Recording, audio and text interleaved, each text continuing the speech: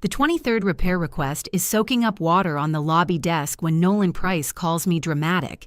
He lifts the whole stack between two fingers and turns toward his mother, Lenora, the owner of Bellwether Court. This is what I mean by drama. 23 versions of the same leak. The insurance inspector looks at my wet coat. Simone, from the framing shop, stares at the floor. A delivery driver stands behind me holding a crate of damp books he no longer wants me to sign for. I stop arguing. Cal Mercer, the emergency plumber, sets his tool bag beside Nolan's polished shoes. He opens a grease-stained service ledger and reads 23 visit dates aloud, one by one. Every date matches a request in my stack. By the 7th, Nolan's smile has vanished. By the 15th, he is mouthing the next date before Cal says it. At 23, Lenora turns to her son. I have imagined this moment for months. I never imagined how much it would hurt. 5 months earlier, the first drop landed on a book about drowning. It was a privately printed account of a failed river expedition from 1891, bound in cracked green leather and worth more than my car. I had it open beneath a magnifying lamp while I tested the paper's response to moisture. The irony registered half a second before panic did. I moved the book, caught the second drop on my wrist, and looked up. A dark spot the size of a dime had appeared in the ceiling tile above my drying rack. "Don't," I told it. The ceiling did not respect authority. Another drop swelled, trembled, and fell. I slid a clean polyethylene sheet over the rack, moved 3 trays of humidified documents, and stuck a strip of blue painter's tape around the damp spot. On the tape, I wrote 9/8, 10:17 a.m., RH 47%. Blue tape was everywhere in my studio. It labeled blotters, boxes, shelves, and works in progress without leaving adhesive behind. My cousin Anna, who had built Velez paper conservation over 26 years, used to say that a conservator's real job was knowing where yesterday ended. "If you can't prove what changed," she'd say, "you're just a person with paste." I had bought the practice from her 11 months before the leak began. Bought was a generous word. I had given her my savings, signed a note for the rest, and inherited 2 steel work tables, a suction platen older than I was, a client list full of cautious people, and Anna's conviction that I could handle all of it. Some days I shared her conviction. That morning I logged into the Bellwether tenant portal and submitted a repair request. Water intrusion, ceiling above north drying rack, active dripping, sensitive materials present. Please call before entry. I attached 3 photographs, moved the expedition book to the opposite table, and placed a white plastic tub under the leak. At 11, Nolan came through the front door carrying 2 coffees and talking into a wireless headset. He was 36, neat without looking fussy, and capable of making a navy polo shirt seem like a management philosophy.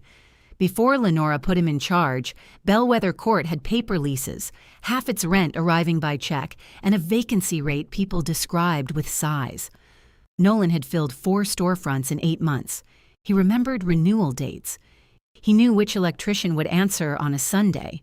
He also used the phrase operational discipline often enough to make it sound vaguely threatening. He ended his call and handed me one of the coffees.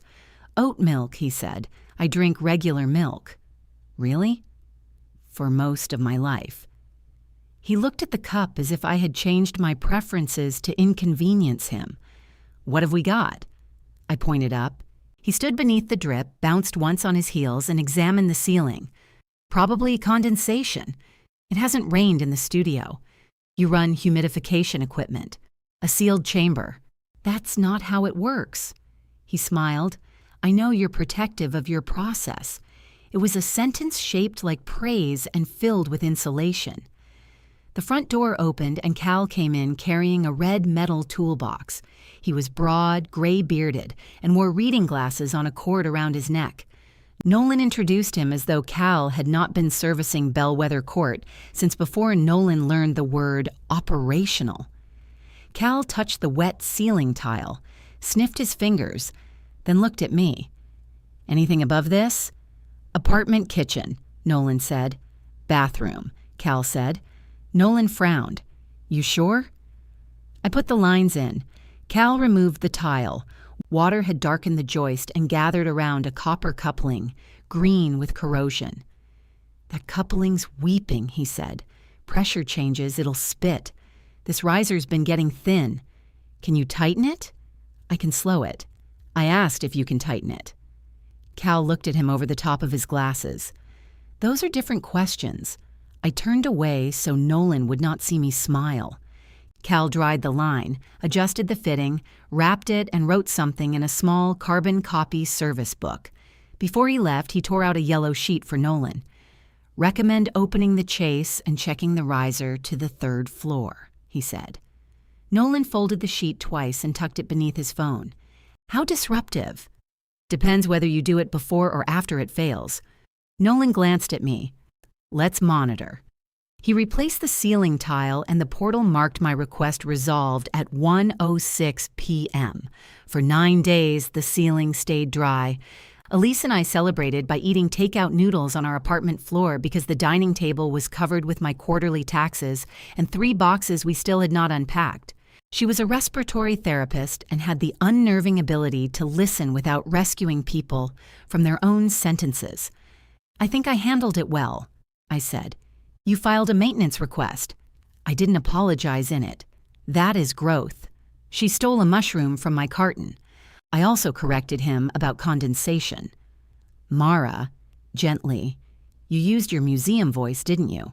I don't have a museum voice. She straightened her back and lowered her chin. That interpretation is not supported by the material evidence. That's an ordinary sentence. It is not an ordinary sentence in any home I've ever entered. I laughed. Elise smiled, but her eyes moved to the tax papers.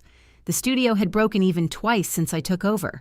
Every other month, it had come close enough to make me creative with timing. The university expedition book was part of the biggest contract I had won on my own. If that work went well, the archive director had hinted at 6 more volumes. Elise knew exactly what 6 more volumes meant. It meant I could pay Anna on schedule. It meant replacing the studio's unreliable dehumidifier. It meant Elise could stop picking up 1 extra Saturday shift each month without calling it extra. The second leak began on a Sunday evening while I was changing blotters. This time, water came through 2 feet from the first mark. I laid down plastic, set out the tub, and added another strip of blue tape dot 9/17 6:42 p.m. RH 51%. The portal would not accept my password. When I reset it, my first repair request was gone. I submitted another. Cal arrived Monday morning. He opened the ceiling, stared at the pipe, and made a sound deep in his throat. What? I asked. It moved. The pipe? The symptom. He showed me a damp track along the joist. Water had traveled horizontally before finding the tile seam. It's the same riser, he said. Different exit. Nolan came in halfway through the repair and took a photograph with his phone. For documentation, he said. Good, I said. Send me a copy? His thumb paused over the screen. Everything relevant will be in the portal. The first request disappeared.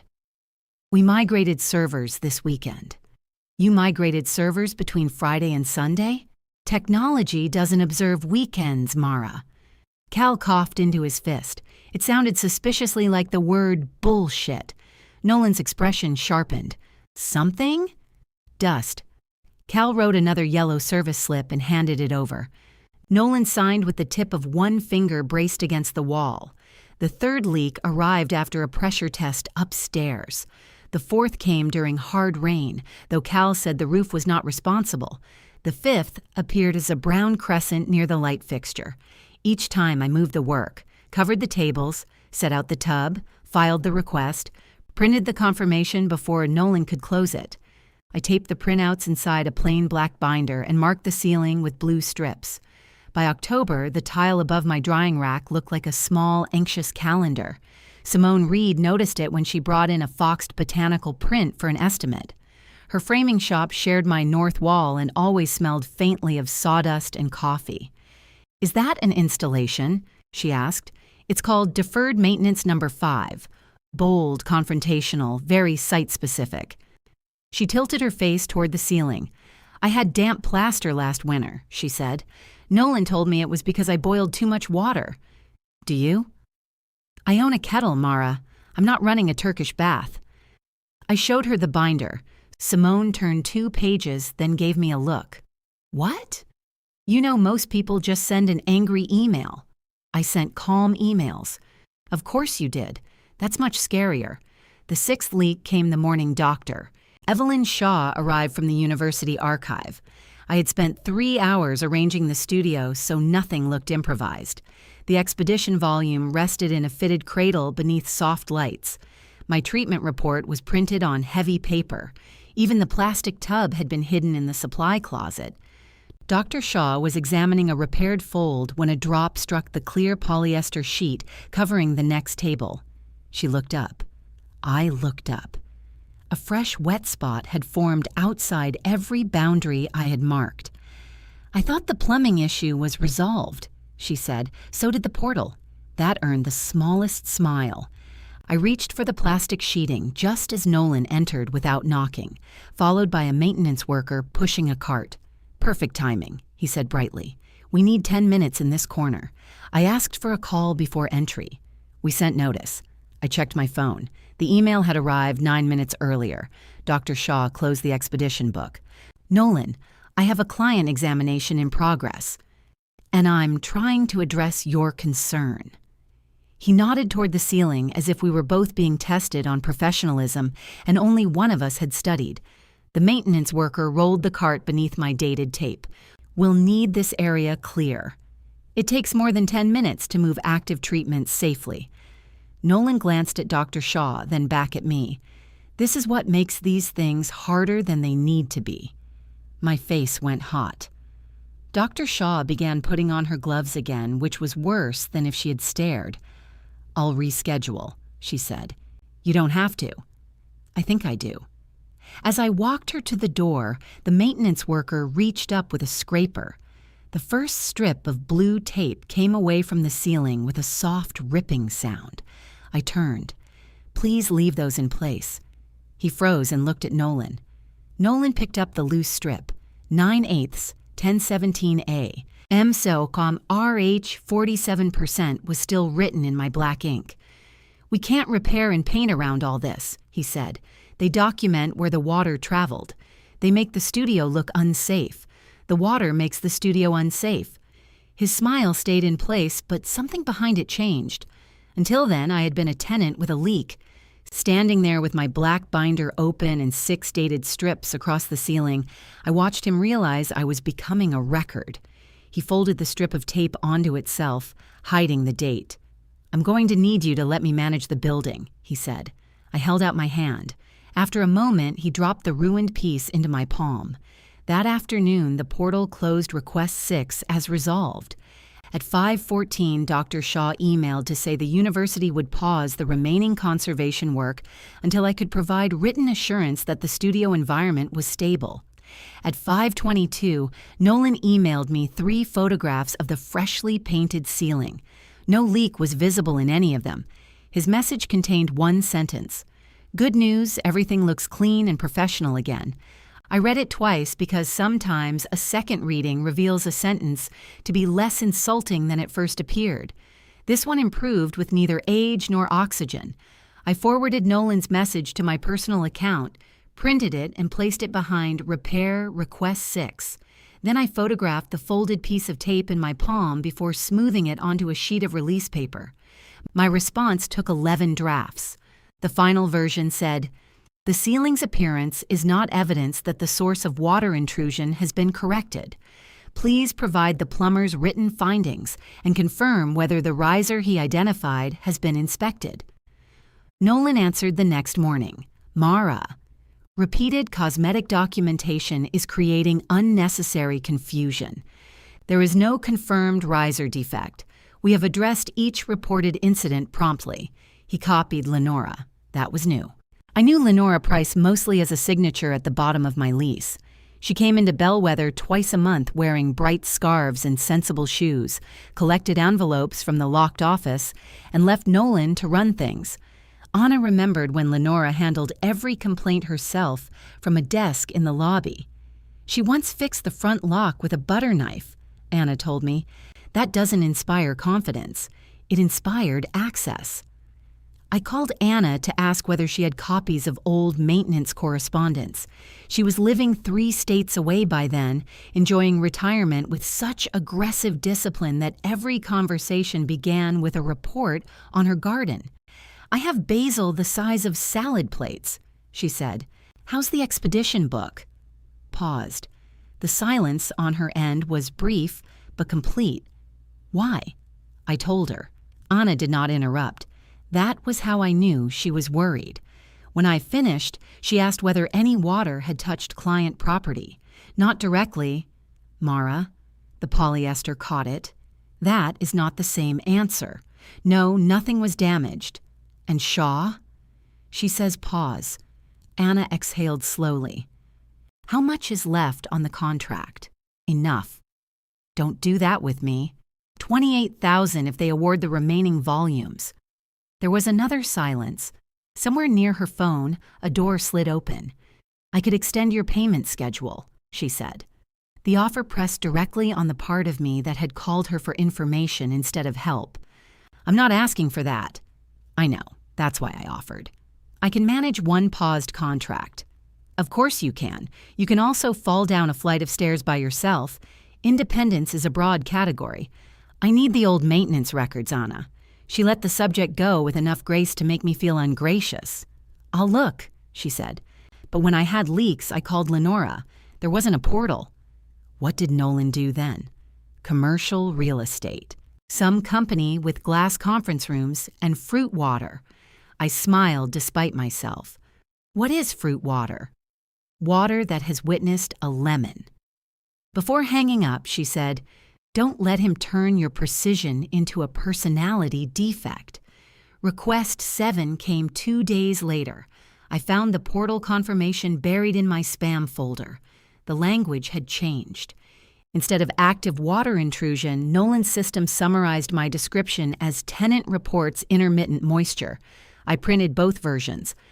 Cal arrived at noon carrying the same red toolbox and a sandwich wrapped in wax paper. Nolan was not with him.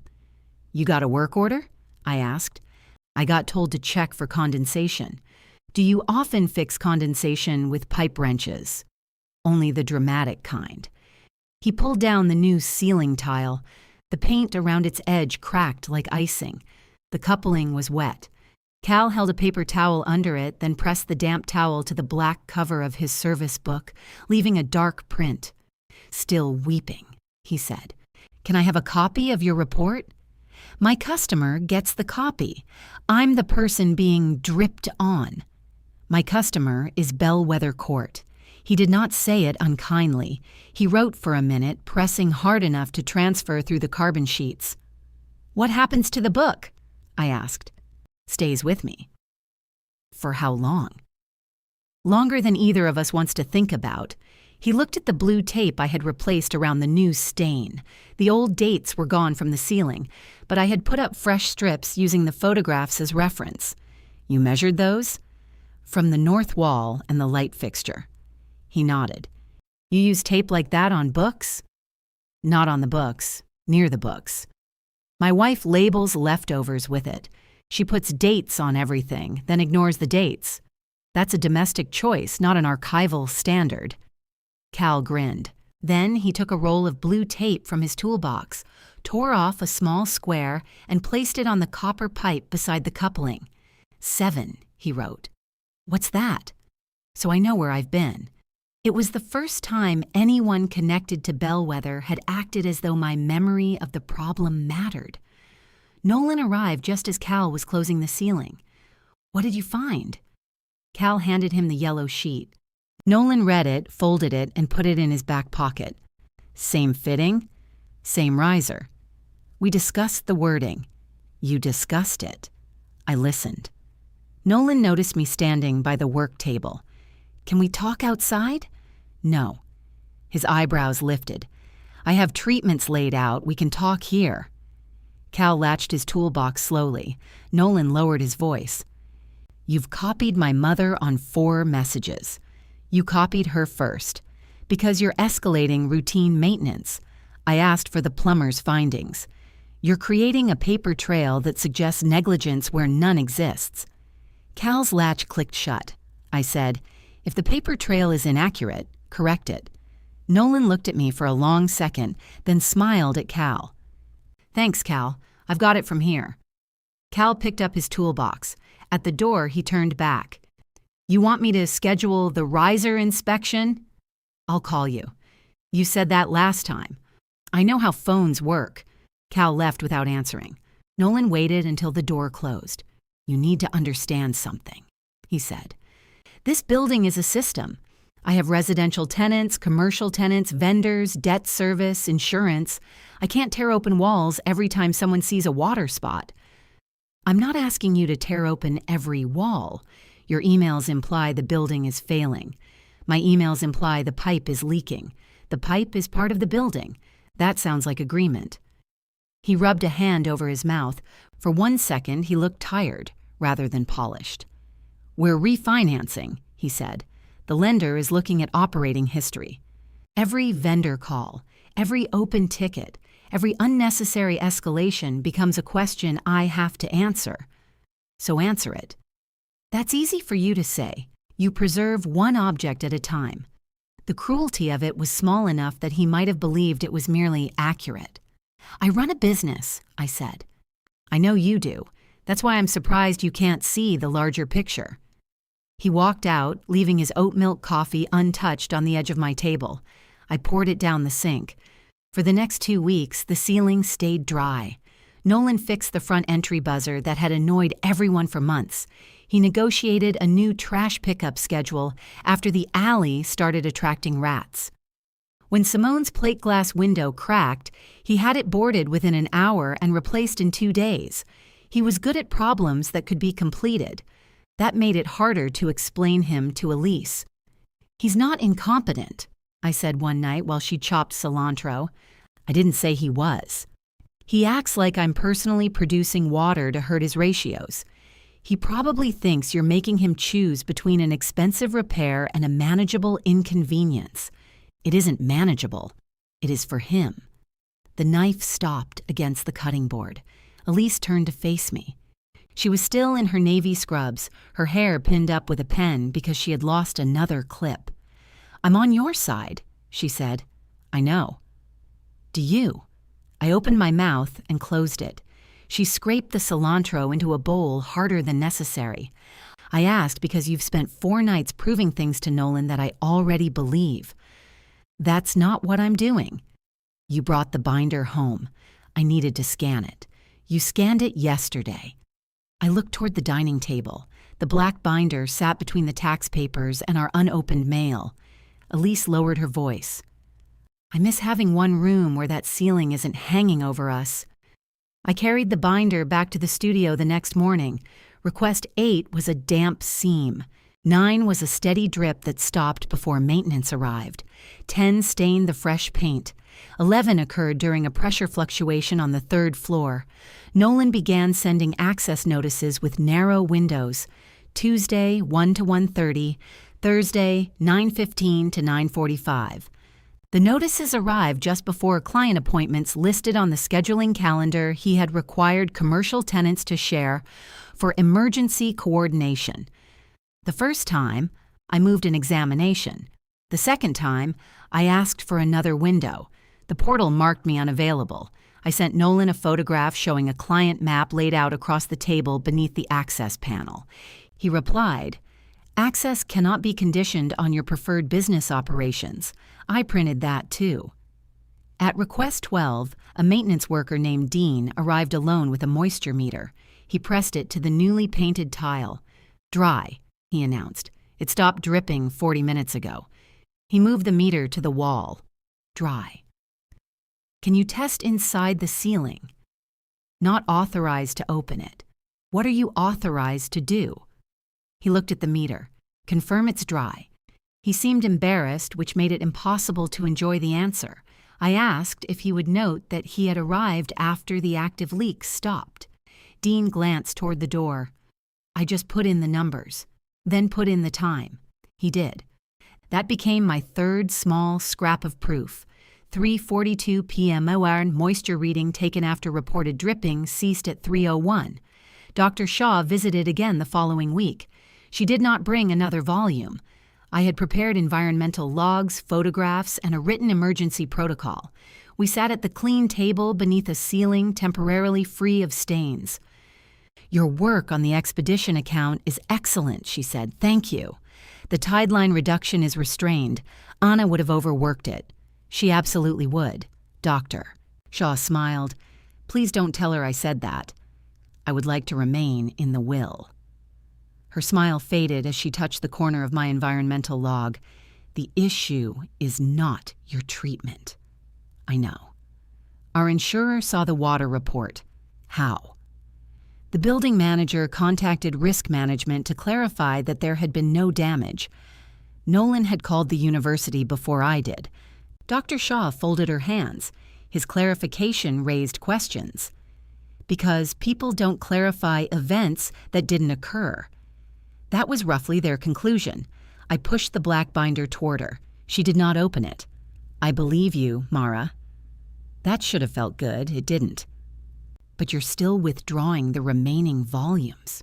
Pausing. "How long?" "Until the building can certify the source was repaired." "Has Nolan offered certification?" "He offered a letter stating the complaints were cosmetic." The word sat between us. When Dr. Shaw left, I locked the door and stood beneath the ceiling with my hands pressed flat against the work table. I had done everything correctly. I had moved the objects, tracked the humidity, kept the client informed, and documented the building's response. Correctly was no longer the same as safely. The email from the university arrived at 4:08. The remaining work would be placed with another conservator if Bellwether could not certify repairs within 30 days. At 4:19, Anna emailed to say she had found 2 old plumbing invoices from Bellwether Court. Both mentioned corrosion in the north riser. One was 8 years old. At 4:31, the 13th repair request announced itself with a drop on my shoulder. I looked up and laughed. It was not a happy sound. I marked the new boundary, photographed it, and entered the request. Then I called Simone and asked whether she had ever received anything in writing about her damp wall. She came through the connecting corridor carrying 2 mugs of coffee and a manila folder. "I don't know if this helps," she said. Inside was an email from Nolan dated 3 weeks earlier. He had offered Simone a 6-month rent concession in exchange for accepting responsibility for damage to her wall and signing a statement that excessive humidity originated in my studio. "Why didn't you show me this?" "Because I said no, and I thought that was the end of it." "Why did you say no?" Simone looked offended. "My kettle has principles." Then she sat across from me and wrapped both hands around her mug. "My lease is up in March," she said. "He knows I can't afford the new rate." I understood what she was telling me. Keeping the email had cost her nothing. Giving it to me might. "I can copy it and leave your name out for now." "He'll know." "Yes." She stared into her coffee. "Copy it," she said. Request 14 arrived overnight, spreading beyond the blue tape and down the wall toward Simone's shop. When Nolan came in that morning, he did not look at the ceiling first. He looked at the black binder. Then he looked at Simone standing beside me. His eyes moved once between us, and I watched him understand that the leak was no longer the only thing traveling through Bellwether Court. By noon, the tenant portal had been replaced. All 14 of my requests disappeared. The new portal greeted me with a photograph of Bellwether Court taken on the one afternoon each year when the brick looked golden instead of tired. Beneath it, a message thanked me for joining Nolan's commitment to streamline tenant service. My login worked. My history did not exist. I took screenshots, printed the empty history page, and added it to the binder. Then I submitted Request 15 and attached the confirmations from the first 14. The portal rejected the attachments as unsupported files. I converted them to images. It rejected the images for exceeding the size limit. I reduced each one and tried again. At 9:26, Nolan closed the request as a duplicate. At 9:31, I submitted it again with one photograph of the active leak and a sentence short enough to survive any system. Water is entering the leased premises from above. At 9:34, Nolan called my studio, but I let it go to voicemail. At 9:41, he appeared in the doorway. "We need to get out of this loop," he said. "I agree. You uploaded 14 obsolete tickets into a new system. They aren't obsolete. They're from a retired platform. The pipe didn't retire. He came inside and closed the door behind him. Simone shared a private lease negotiation with you. She shared an email asking her to blame my business for water damage. That is not what it said. It used the words originating from Velez paper conservation. We were exploring possible sources. You offered her money to pick one." His jaw tightened. "A rent concession is not money. Try collecting rent without it." The corner of his mouth moved. Under other circumstances, it might have become a smile. Nolan enjoyed a good answer as long as it did not interfere with him. "I'm trying to keep everyone in this building," he said, "including you." "Then repair the riser. You don't know that it's the riser. Cal does. Cal is a plumber. Plumbers recommend plumbing work, and painters recommend paint. You keep hiring painters." He looked at the blue strips around the newest stain. "My mother is coming Thursday," he said. "I'd appreciate it if you didn't ambush her." Is telling her about the building an ambush? Showing her a curated binder without context would be. The context is on the ceiling. You have no idea what she has invested in this place. There was something raw in his voice, gone almost before I heard it. "What does that have to do with the pipe?" "Everything has to do with everything, Mara." He left before I could ask what that meant. Lenora arrived Thursday wearing a red scarf printed with tiny gold birds. Nolan met her at the lobby entrance and took the canvas tote from her shoulder. The gesture was so automatic that she kept walking without breaking her sentence. "You moved the collection box again. It's more secure inside the office. It was secure where it was. It was screwed to drywall. For 14 years. That's not a building standard." She noticed me waiting by my doorway with the black binder tucked under my arm. "Mara, Anna's cousin. I'm also Mara." Lenora blinked, then laughed. "Yes, you are. How is Anna?" "Growing alarming basil. I always liked her." Nolan held open the office door. "We've got the lender call in 12 minutes. "I only need 5, I said. His expression did not change, but Lenora's gaze moved from him to me. "For what?" "A recurring plumbing leak in my studio. There have been 15 repair requests. 14 on a decommissioned platform," Nolan said, "and 1 duplicate." Lenora looked up at the ceiling. From the lobby, the stained area inside my studio was not visible. "Is it leaking now?" "Not this minute. Nolan says it's being monitored. It has been monitored onto a client table 6 times. He shifted the tote to his other hand. "We had a fitting, tightened, and conducted moisture checks. Mara is requesting a major wall opening without a confirmed failure. I'm requesting the inspection your plumber recommended." Lenora held out her hand for the binder. Nolan said, "Mom, we really do have that call." The word "mom" changed him. It made the polished building manager look briefly like someone carrying a grade he did not want opened in public. Lenora lowered her hand. "Send me a summary," she told me. "I already have." "Then I'll read it." Nolan guided her toward the office. As he passed, he gave me a look that contained both relief and warning. The lender call lasted 73 minutes. Lenora left through the side entrance afterward. That night, the portal showed a new note beneath Request 15. "Inspection completed. No active leak observed. Tenant advised to manage interior humidity." No one had entered the studio. I sent a proposed access protocol the next morning. It allowed emergency entry at any time and requested 24 hours notice for non-emergency work with a list of safe pathways around active treatments. I attached a simple floor plan. Nolan returned it with red comments. "Tenant may not restrict landlord access." I wrote beneath that, "Agreed." This protocol facilitates access without avoidable damage to client property. His next version required me to clear a 6-foot radius around every plumbing wall whenever a request was open. That would have emptied half the studio indefinitely. We went back and forth for 4 days. Simone sat with me one evening and ate crackers directly over the lease while I read the access clause for the 9th time.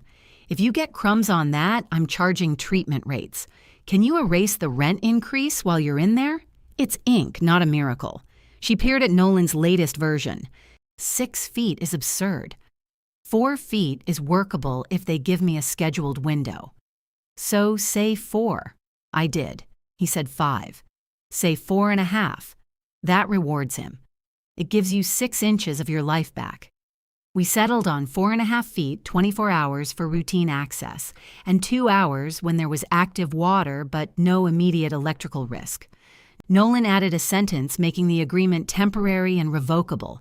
I signed anyway. It was the first actual boundary I had won from him, and it was ugly enough to be real. Request 16 came through the wall behind a flat file. Nolan followed the protocol. His notice arrived a full day ahead, and Dean showed up within the agreed window. I had cleared 4.5 feet exactly. A strip of blue tape marked the line on the floor. Dean measured it with his boot and shook his head. You two are going to kill each other with office supplies. Please put that in your report. He smiled, then opened the access panel. The inside of the wall smelled metallic and wet. Dean's smile disappeared. What? I asked. He shone his flashlight upward. I'm not a plumber. That's becoming a building policy. He took photographs before closing the panel. When I asked for copies, he glanced at the camera. Those upload direct. To Nolan? To the work order account. By evening, request 16 said no source identified. I had my own photograph of Dean's face. The 17th leak brought 2 men from a company called Apex Turn Services. Their van advertised painting, flooring, turnover cleaning, junk removal, and minor plumbing. Neither man had heard of Cal. They spread a canvas beneath the stain and opened a 5-inch square in the ceiling. One sprayed stain blocker while the other held a shop vacuum toward the dust. Are you checking the pipe? I asked. Work order says patch and seal. It's actively leaking. The man with the spray can look at the drop forming beside his hand. We can seal around it. That sentence should bother you. He considered that, then lowered the can. I just go by the ticket. Nolan arrived 20 minutes later. He had the men replace the wet tile and repaint the seam. They never opened the chase. When I submitted Cal's name in the portal comments, Nolan deleted the comment as vendor solicitation. Cal did not answer the studio line when I called. His voicemail said he was on a hospital boiler job through the end of the week. I left one message asking him to preserve his service records. He called back after closing. Records preserve themselves if people quit spilling coffee on them. Nolan hired someone else. Cheaper, broader. They also removed junk. Always good when your plumber can haul away the evidence. I sat on the edge of the work table. Did Nolan authorize each of your visits? Either him or the work order system. And your recommendations are in the book? Every service call. Has anyone asked you to change them? The silence stretched. He asked me to distinguish observations from conclusions, Cal said. What does that mean? It means he wanted leaks without leaky pipes. Did you change anything? I corrected a spelling error. I let out a breath I had not meant to hold. Cal, if this gets worse, would you show the ledger to Lenora? If I'm called to a job, I bring my log. It was not a promise to rescue me. That made me trust it. The lease violation notice arrived the following Monday in a stiff white envelope taped to my door. Improper storage of hazardous wet materials. Nolan had attached photographs from Dr. Shaw's interrupted examination. In them, humidification chambers sat on the south table beside covered trays. The chambers were sealed acrylic. The trays contained damp blotter paper. The notice gave me 10 days to remove the materials or provide proof that their use complied with the lease. For the first time, I cried in the studio, not elegantly, I sat on the floor behind the locked door with the notice in my lap and cried hard enough to make my throat ache. The accusation was technical enough to frighten people who did not understand the work and vague enough to survive explanation. Elise found me there an hour later. I had not called her. Simone had. Elise read the notice, then walked around the studio photographing every chamber label, safety sheet, intake record, and storage cabinet. She did it without speaking. "I'm sorry," I said. "For what?" "For bringing it home. I came here. That's not what I mean." She set my phone on the table. "I know. We stood on opposite sides of the black binder. I can't keep asking you to work extra shifts while I fight over a ceiling," I said. "No, you can't." The directness hurt, though I had earned it. "I can move the active work to climate storage," I said. "Keep only dry examinations here." "How much?" "More than we have free." "Then call Anna.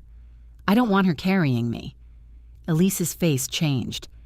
"Do you think that's what I'm doing?" "No." "Be careful, Mara." She put on her coat. "Elise?" "I believe you," she said. "I am also tired. Both things get to be true." She left before I could turn either truth into an argument. I called Anna. She extended my payment schedule by 6 months and refused to let me thank her more than once. The next morning, I rented a climate-controlled storage room across town.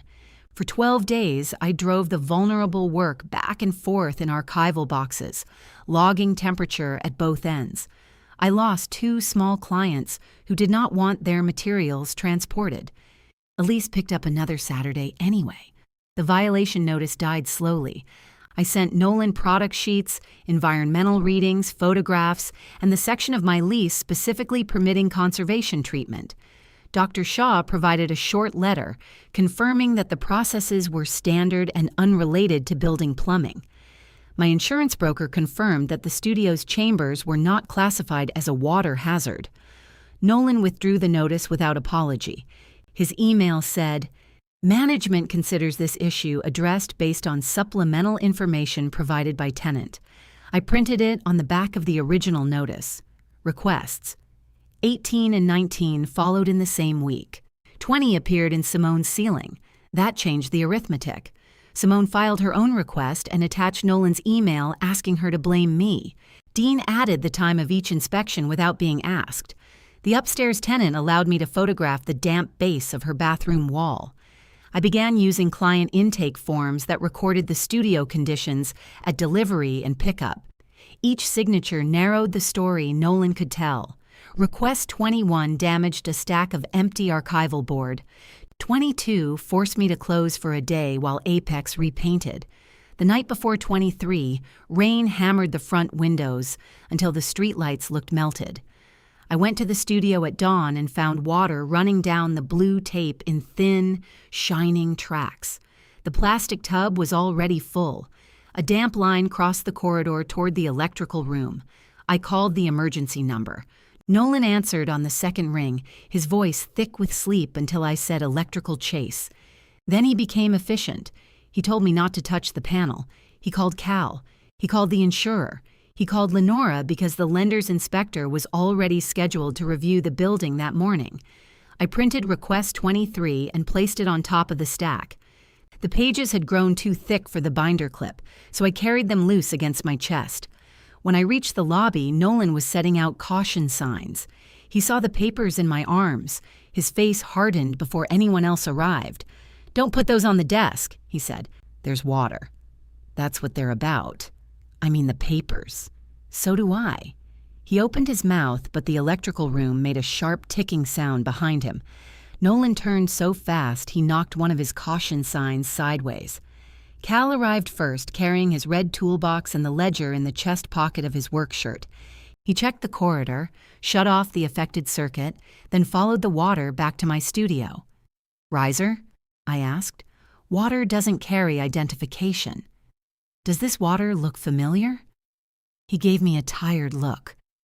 "We've met." The lender's inspector came through the front entrance with Lenora. She wore the red scarf with the gold birds, tied differently this time. Nolan met them before the door closed.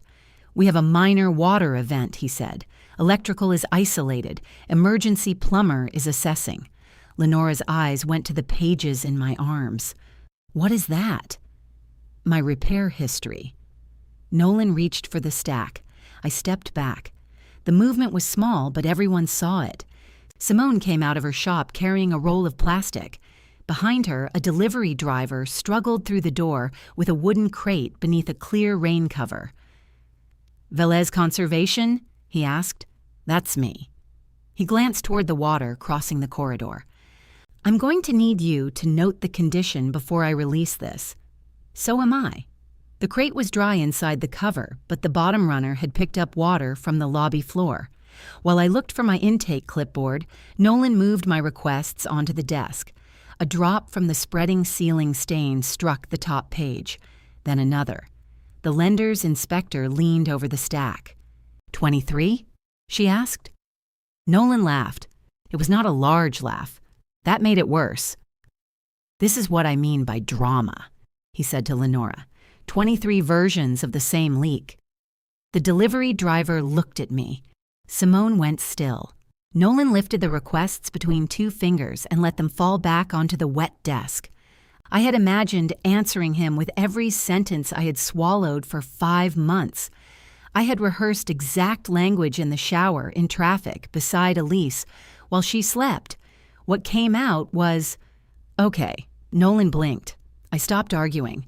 Cal emerged from my studio and set his toolbox beside Nolan's shoes. "North riser is leaking into the chase," he said. "Could be more than 1 point. Need to open it." Nolan gestured toward me. "She's claiming this has been happening for months." Cal looked at the wet stack. "She brought 23 requests," Nolan continued. "A lot of them described the same intermittent issue." "Sure," Cal said. "Sure what?" "Same riser." Nolan's face tightened. "Do you have something showing that?" Cal reached into his shirt pocket and took out his service ledger. The black cover was softened at the corners and marked with pale rings from wet glasses and dirty hands. The lender's inspector extended her hand. "May I?" Cal kept hold of it. "You can look while I hold. My wife says I trust paperwork more than people." "Smart wife," Simone said.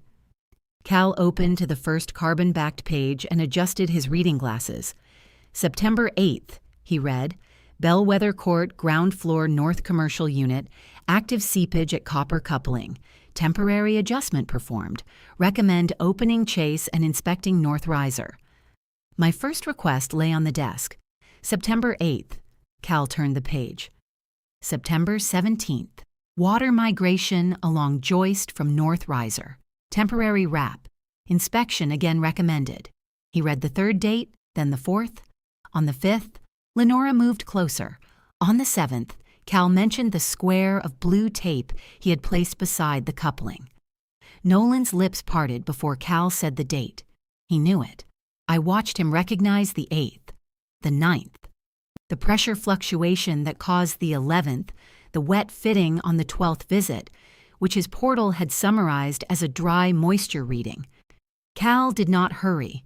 He read the dates one by one, each visit tied to an address, a location, an observation, and the work authorized. After his 10th visit, the entries changed. "Dispatch canceled by property management," he read. "No access requested." The next entry was the same. Then, "Advised alternate vendor assigned." Cal turned forward to that morning's page. 23rd reported event. Water entering electrical chase from north riser. Circuit isolated. Full access required. The building had become so quiet that I could hear the delivery driver shifting his grip on the crate. The lender's inspector compared the last date to my top page. "Everyone matches," she said. Nolan's face had gone pale beneath the lobby lights. "They match because she submitted requests when plumbers came." "Some were submitted before I was dispatched," Cal said. Nolan turned on him.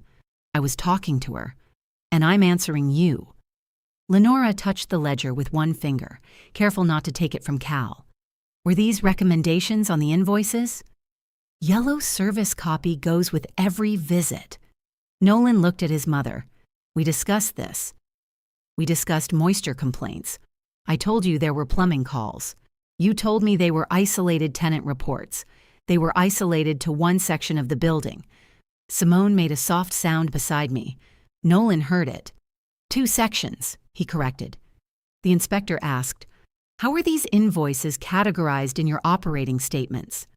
Nolan's gaze moved toward the office. Lenora said, "Get them. Mom, get the invoices." He stood there for another second, then went into the office. Lenora did not follow him. She looked at the wet papers, at the water creeping beneath the caution sign, and finally at me. "I read your summary," she said. "When?" "After the lender call. That was months ago." I asked Nolan about it. "And?" He said he was handling it. There was no useful answer to that. Nolan returned with a folder. The inspector opened it on a dry corner of the desk. Cal's company name appeared 9 times. Each charge had been entered as cosmetic service or interior moisture response. "Those are accounting categories," Nolan said. "They don't change the work performed. They changed how the work appeared in the maintenance history," the inspector said. "We were not concealing expenses. The expenses are right there." Lenora's voice was quieter than his. "The recommendations aren't." Nolan turned to me as if I had placed him inside an unfair version of his own life. "Do you know what replacing that riser does to this refinance?" "No," I said. "It delays closing. It changes the reserve requirement. We open walls in 3 units, displace tenants, pay for remediation, and disclose a major capital repair while the lender is pricing the deal." Water struck the desk between us. "Yes," I said, "repairs are inconvenient." His expression twisted. "You think I did this because I didn't care about your ceiling?" "I think you cared about something else more." Lenora closed her eyes. The words seemed to hit her too.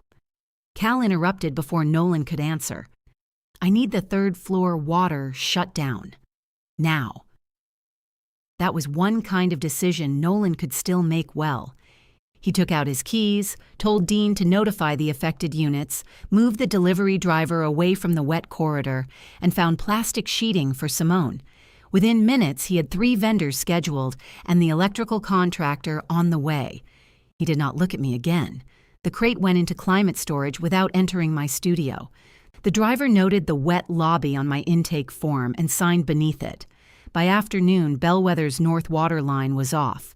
Cal opened enough of the chase to expose a length of pipe-scarred green around 3 joints. One section had thinned until the copper flexed under his thumb. Lenora stood beside me while he photographed it. "How long?" she asked. Cal pointed to the corrosion. "Long enough to leave tracks." Nolan was in the office with the inspector and a speakerphone full of lender representatives. His voice remained calm through the closed door. Lenora folded her arms. "His father died with every account in a different drawer," she said. "Nolan spent a year making this place legible. I watched Cal measure the pipe.